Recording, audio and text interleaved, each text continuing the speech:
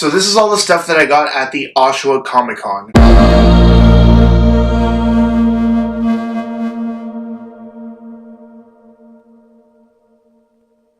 Hey everyone, so you might be thinking Comic-Con, it's a fairly large event, but this was a very small event taking place in Oshawa. It's just a city that is east of Toronto, and it was only like $2 admission to get in, so it was really cheap, but it was also a really small show. Just by comparison, if an event like this was taking place in Toronto, it probably would have cost around $10 to $15 admission to get in. So, of course, being in Oshawa is going to be a little bit cheaper, but I was able to find a couple of interesting things there. There weren't many vendors. There were probably only about a dozen or so vendors, a couple of artists selling their comics and stuff, and then the one booth with the only special guest that they had. But I did find a couple things, and I got a couple of decent deals, and I also decided to include this Transformer here, which I didn't get at the Comic-Con, but I did get it while I was in Oshawa recently. I went into a Walmart to pick up some other stuff, and I noticed that they had the Power of the Primes toys there already, and I decided to get Grimlock.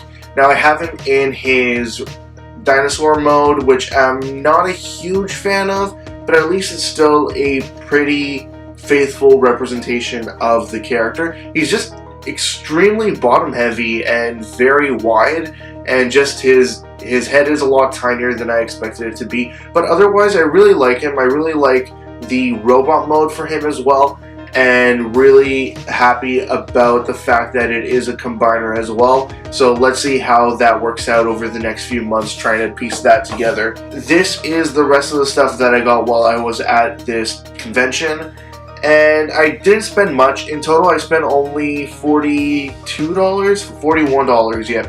I spent $41 at this convention, and I was able to get a couple of interesting things here. So I'll start out with these two here. They're these perler art things. I don't know what these are called exactly. The Mega Man was being sold for just $1 because he said that there was some kind of issue with him, some kind of imperfection. And then the other guy here is Metamorpho from DC Comics. And the story behind this is that I got it for free because the guy who made it could not remember what this character was at all. For some reason, this one was escaping his mind, and he's like, oh, I don't feel right about selling it. So, because I guessed what it was correctly, he just gave it to me, and I'm like, oh, okay, thanks. Moving on from those, I got two NES games, the only video games that I got at this con. They were originally priced at $15 a piece, so this guy was gonna sell them to me for 30 bucks. I told him that I'd need to go to the ATM to grab some cash. I went to get change, came back with two 20s, and he's like, oh, it's fine, I'll just take a 20 for it. So I ended up paying 20 bucks for these two games. First one here is called Ninja Kid.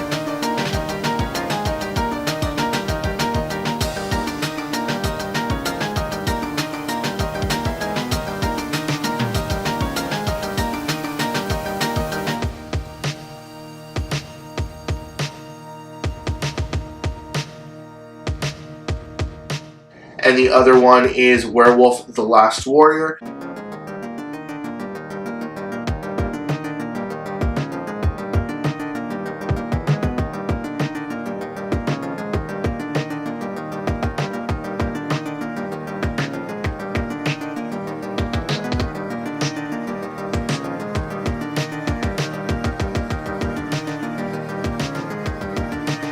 I don't really know anything about these two games other than the fact that they are both platformers, action platformers of some kind.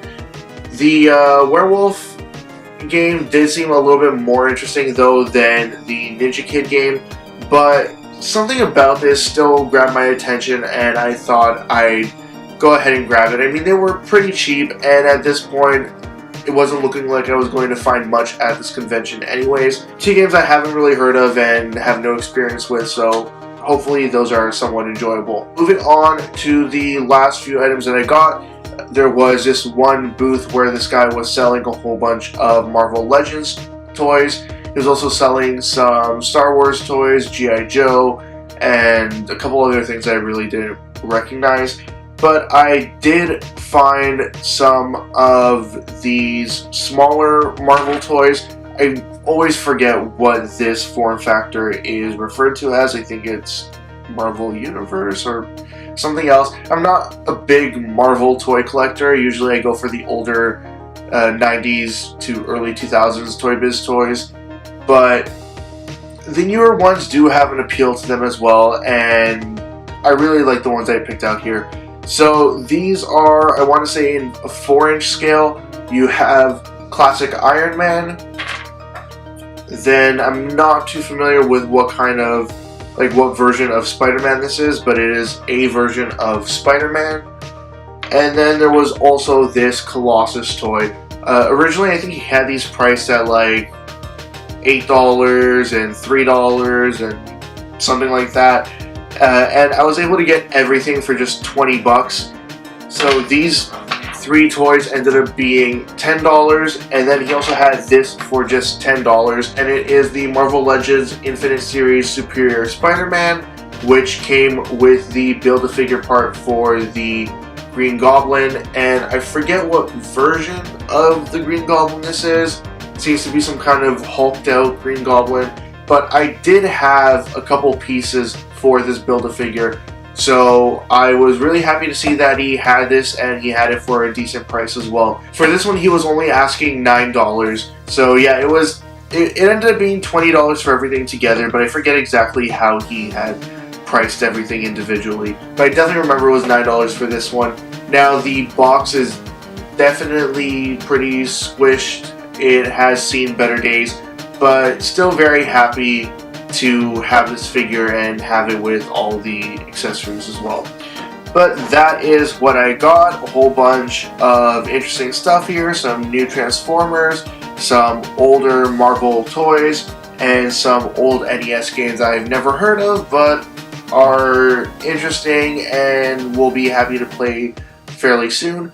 And that should be it. So as always, leave comments in the comment section below. Anything you'd like to say, comments, questions, suggestions, ideas, anything at all, just put it in the comment section below and I will get back to you as soon as I possibly can. Check out my Facebook, Twitter, and website. They're all linked in the description below, and also linked in the description below is a link to my 500 subscribers contest. Check it out as well if you'd like, and that's it. See ya.